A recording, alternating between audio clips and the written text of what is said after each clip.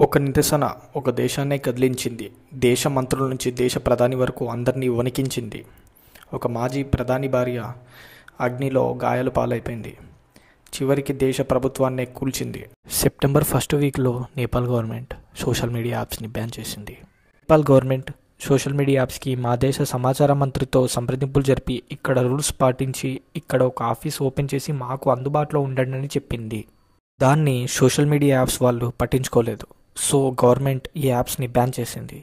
చాలా రోజుల నుండి సోషల్ మీడియాలో గవర్నమెంట్ యొక్క అవినీతిని, బంధుప్రీతి, ప్రజల ఆర్థిక ఇబ్బందులు మరియు నిరుద్యోగం గురించి ప్రశ్నిస్తున్నారు. 2024 నాటికి నేపాల్లో నిరుద్యోగం అనేది 20% చేరింది. ప్రతి 5గురిలో ఒకరు నిరుద్యోగంతో బాధపడుతున్నారు. 2023-2024 సంవత్సరంలో దాదాపు 7,41,000 నేపాల్ యువత దేశం దాటి వెళ్ళిపోయారు.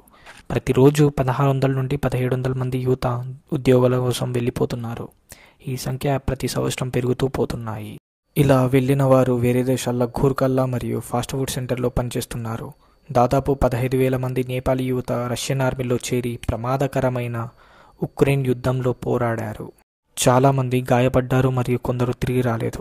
ఈ విధంగా నేపాలీ యువత తమ జీవితాలని పణంగా పెట్టి తమ జీవనం కోసం పోరాడుతూనే ఉన్నారు. సోషల్ మీడియా మాధ్యమంలో నేపాల్ మంత్రులు మరియు వారి కుటుంబ సభ్యులు చాలా లగ్జరీ లైఫ్ లీడ్ చేస్తూ పోస్ట్ చేశారు. వారి ఖరీదైన వాచ్లు, కార్లు, హ్యాండ్ బ్యాగ్స్, వెకేషన్స్, క్లాత్స్, ఇలా చాలా ఖరీదైన జీవితాన్ని తమ దేశ అవినీతి డబ్బుతో జీవిస్తున్నారు. కానీ తమ దేశ ప్రజలు మాత్రం నిరుద్యోగం, దరిద్రంలో ఉన్నారు. ఈ విధంగా మంత్రులు వారి కుటుంబ సభ్యులకు దేశ సంపదను అవినీతి చేసి వారికి అందిస్తున్నారు. సెప్టెంబర్ 4న గవర్నమెంట్ సోషల్ మీడియా యాప్స్ని బ్యాన్ చేసింది. దాంతో నేపాల్ యువత వీధుల్లో నిరసనలు చేయడం మొదలుపెట్టారు. ఈ నిరసనలు తీవ్ర రూపం దాల్చాయి. పార్లమెంట్ మరియు ప్రధాని నిలయాన్ని కాల్చివేశారు.